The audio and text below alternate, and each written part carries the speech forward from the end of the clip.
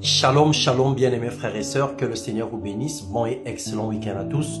Que la grâce et la paix du Seigneur soient notre partage. Le Seigneur prouve encore son amour dans nos vies ce jour, car il reprend sa connaissance dans chacun de cœur pour nous ôter les écailles des yeux. Il ne cesse de nous guider vers la foi véritable en Jésus-Christ et vers la vie éternelle. Que son nom soit béni. Ce matin, nous parlons de la chute évidente, une très haute opinion de soi-même. Ésaïe 14, verset 10 au verset 14, la Bible déclare: toi aussi te voilà sans force comme nous, tu es devenu semblable à nous, ta magnificence est descendue au sépulcre. Avec le sang de tes lyres, tu es couché sur une couche de verre, et la corruption est ta couverture. Comment es-tu tombé du ciel, astre brillant Lucifer, fils de l'aurore? Comment as-tu été abattu à terre, toi qui foulais les nations? Tu disais en ton cœur: je monterai aux cieux, j'élèverai mon trône par-dessus les étoiles de Dieu. Je siégerai sur la montagne de l'assemblée, aux régions lointaines de l'Aquilon.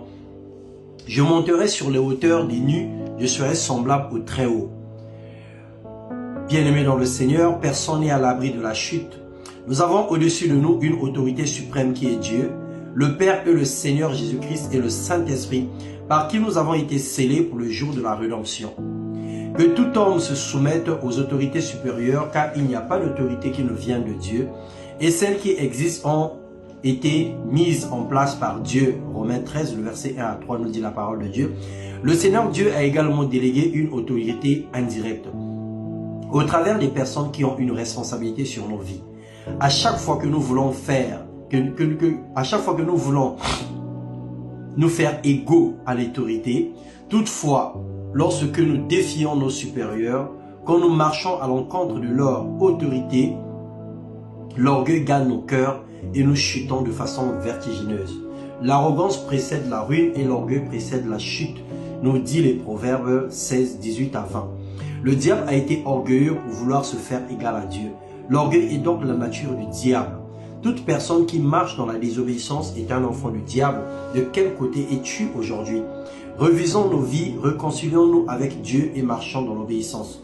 Que l'humilité gagne nos cœurs au nom de Jésus-Christ et que nos vies témoignent la vie de Christ dans toute son intégralité. Le Seigneur nous a créés à son image et à sa ressemblance. Il n'est pas question que nous nous ressemblions au diable. Il n'est pas question que nous pratiquions ses œuvres. Il n'est pas question que nous nous laissons être bernés par lui. Il n'est pas question que nous acceptions ses mensonges et que nous marchions à l'encontre de la volonté de Dieu. Que le Seigneur nous donne des cœurs purs, de cœurs saints, de cœurs justes, de cœurs intègres, afin que nous puissions reconnaître sa volonté et marcher sur le chemin qu'il a tracé. Dans le nom puissant de Jésus-Christ. Amen.